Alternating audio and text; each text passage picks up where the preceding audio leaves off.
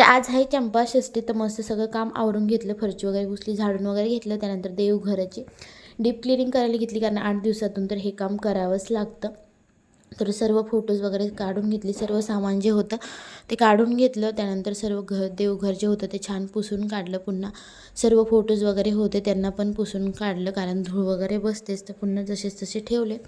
त्यानंतर ज्या मूर्ती वगैरे आहे साईबाबांची, स्वामी समर्थांची, त्यांचा पण अभिषेक करून दुधादह्याने अभिषेक करायचा आणि मस्त पुन्हा त्यांची छान मांडणी करून घेतली. त्यानंतर रोजचे ते देव आहे माझे, त्यांना आंघोळ वगैरे घातली आणि आज खंडेराव महाराजांची पूजा करायची आहे, तर ते पण त्यांची पण व्यवस्थित छान पूजा करून घेतली. त्यानंतर धूप अगरबत्ती लावली, दिवा लावला, छान मस्त छान पूजा केली.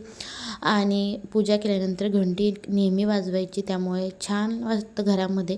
आणि असं म्हणतात की घंटी वाजवली ना तर देव वगैरे सगळ्यांपर्यंत आपलं जी प्रार्थना आहे ती पोचते. आणि बघा मस्त छान आज पूजा केलेली आहे, तर कशी वाटते?